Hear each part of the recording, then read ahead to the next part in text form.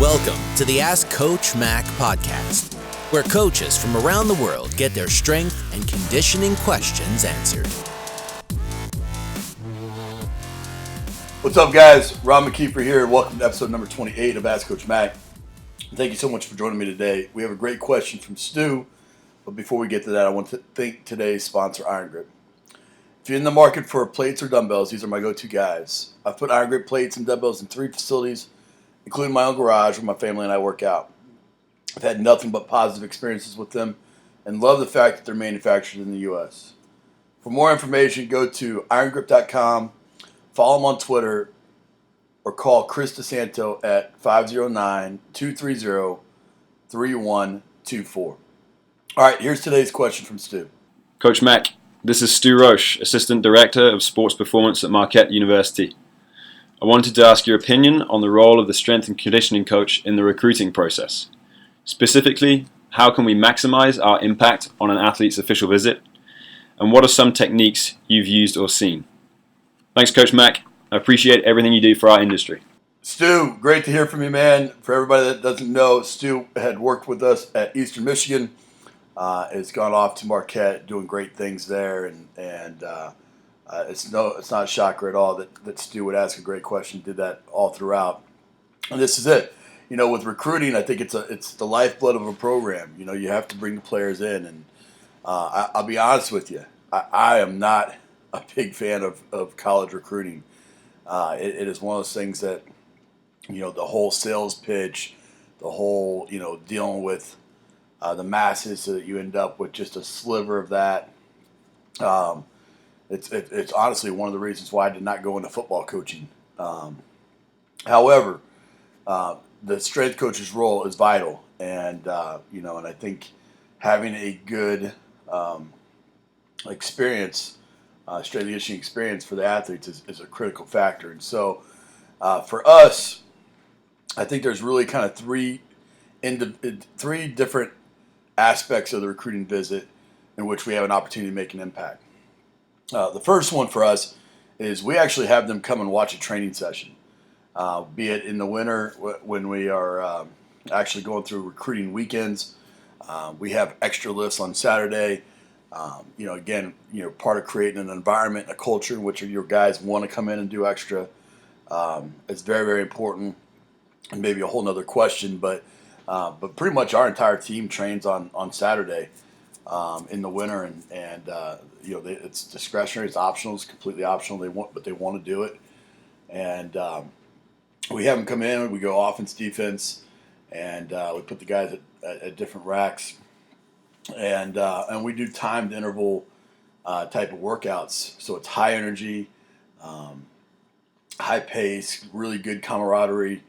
And the athletes, the recruits, again, the proof's in the pudding, right? And so they want to see what they're about to experience. And so seeing those things, the intensity and the strain and all that is eye-opening. A lot of times they don't get a chance to see that.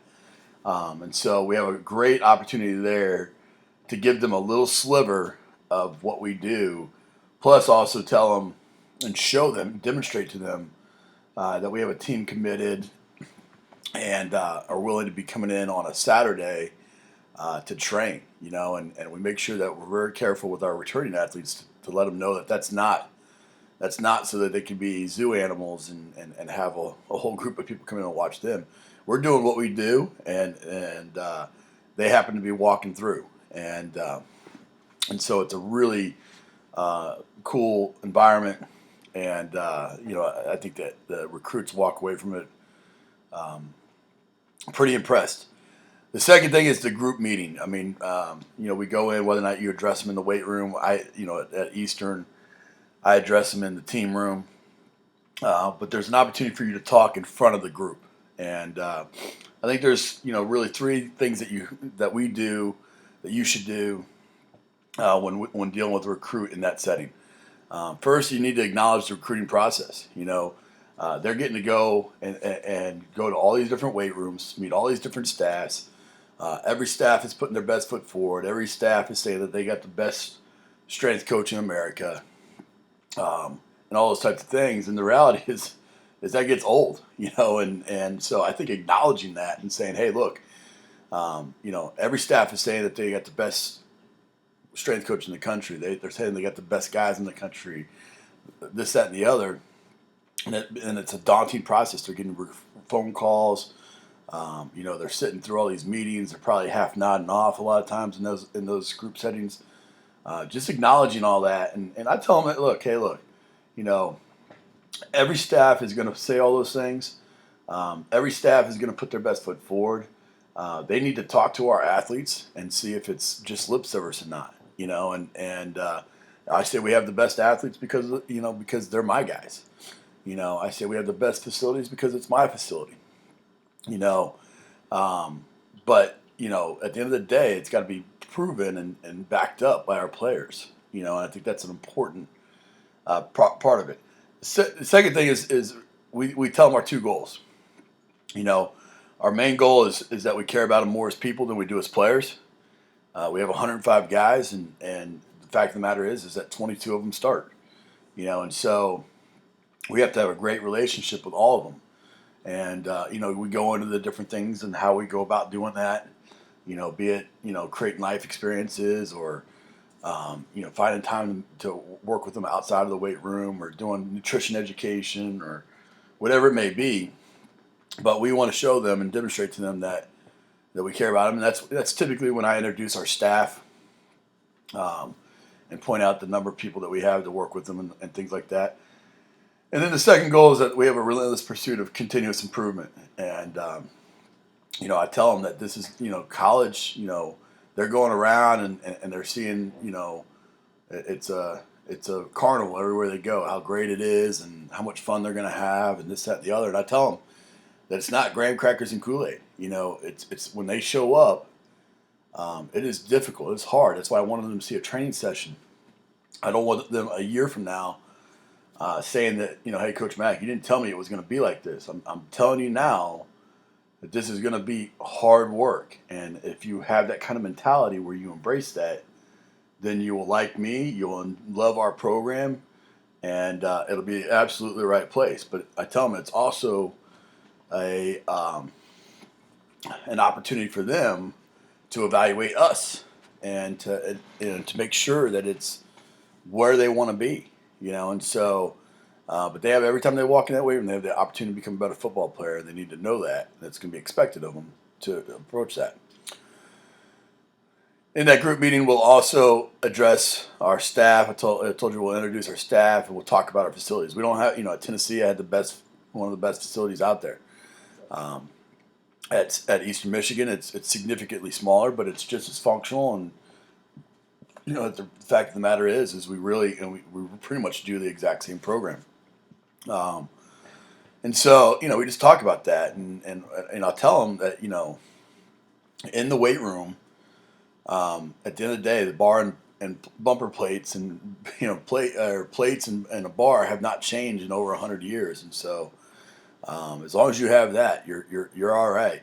And I tell them that I could take a 25-pound plate outside on the turf and nothing else, and have them hating life. It's all about what you do with it. So ultimately, it's about having knowledgeable people around them that can instruct them and teach them properly. It's having enough of the right equipment to be able to go out and do it, and then ultimately it's about liking and trusting the people around you. You can have the best weight room, you can have the best locker room, you can have the best field, but if you don't like the guy next to you, then it becomes the worst place there is. The last thing on a visit is individual meetings. Occasionally we'll have those. We try to reserve those for just simply the higher caliber or bigger prospects. In those meetings, I do case studies based off their position groups. If I'm meeting with a wide receiver, I'll show them the progress of a wide receiver that we've had. I'll ask them and kind of confront them a little bit, and kind of start to do some of those why meetings where I'm asking them what really motivates them, and talk to them more like a human being as opposed to a cattle that we're bidding on at some event. And then, I define good. I show them what the standards are for their position and ask them where they're at as compared to that, and how I can show them how I can get them to that level. And so, in those visits, again, I think it's important for them to watch a training session.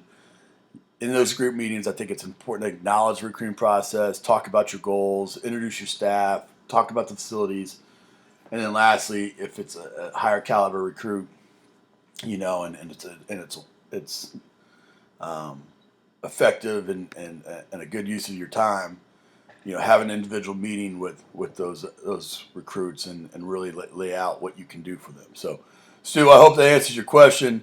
Would love to hear what everyone else thinks. Use the hashtag AskCoachMac28 to continue the discussion over on Twitter. Stu, thanks for your question. I want to encourage everyone else that if you have a question that you would like to potentially be featured on the show, head over to AskCoachMac.com. There you can ask your question by hitting the record button at the bottom of the page. Thanks so much, guys. I appreciate you. And here's a quote to finish off the day by Leela Yana.